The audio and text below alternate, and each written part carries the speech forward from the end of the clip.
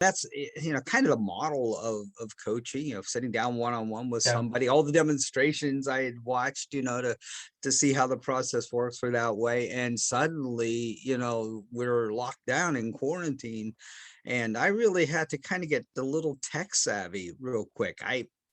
I'll confess, man. Yeah. No, Zoom intimidated me. Yeah. I had to learn that fast. Yeah, a lot of people didn't know at that time. Like a lot of business owners, even though they're doing the business for 40, 50 years, they didn't know like how to do Zoom meeting with their team members.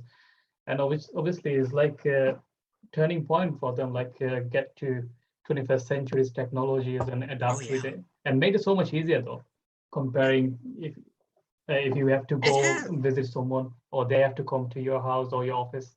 It's so right. much easier doing it like online. Like we met each Mhm. other, Yeah. different part of the world and you different part of the world, Yes. and we're doing this call. It's made it so much easier. Yeah, and as I think about it, I mean, just really still starting out. I haven't had a lot of Yeah, one-on-one coaching clients. Speaking engagements, the leadership trainings are picking up a little more. But yeah, all the coaching clients I've had have been like in the Midwest and in the West. I'm trying to think right. of anybody that was one was I had locally. I had Mhm. one, but the rest like Texas, Illinois, you Yeah.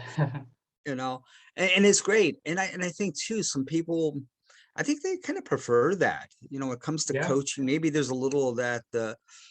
Same as counseling. A person who seeks a counselor generally doesn't look for one in their own hometown, except maybe Yeah. for convenience. But they don't like the idea of somebody knowing they're going to a counselor or a psychiatrist or something. And maybe it's the same with the coach. I don't know, but I think that kind of like you said, they like that convenience of flipping open their laptop, yeah, picking up their telephone or tablet, and Yeah. contacting their coach.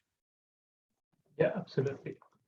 So yeah, who do you like mainly work with at the moment? Like who is your like ideal clients? Or Well, yeah, I put a lot of thought into it. One of the things I've learned, yeah. when you're talking about your niche or you're talking about your market, your direct market, your ideal market. When I first started in coaching and training, well, especially in the coaching, Yeah. there were a lot of people said, "Hey, you got to have your niche. You got to have that solid. Got to know what that is." And I'm shrugging, going, "I don't have a clue, man." you know. And they're like, "Well, you got to sit down and think it through." And I did. I sat down and Yeah. thought it through. Um, and really, what I came to the conclusion was, well, look, what's been my experience? What's been my life's journey, and who do I know? Mhm. What way of life do I know? What obstacles in that way of life do I know? What problems might arise that I'm familiar with? Yeah. And it really came down to what I called people helpers. Right. Like I said, I'd been a church pastor for 20 years. Uh, I had helped in direct support for developmentally disabled adults. And that went everything from personal care to transport to medical appointments to helping with their finances and shopping and just generally helping them around the house, preparing meals and Yeah. cleaning up and such. So anyway, I thought, okay, that people helpers world is what I know. So, if you're saying what's the ideal client, I would love to work with clergy.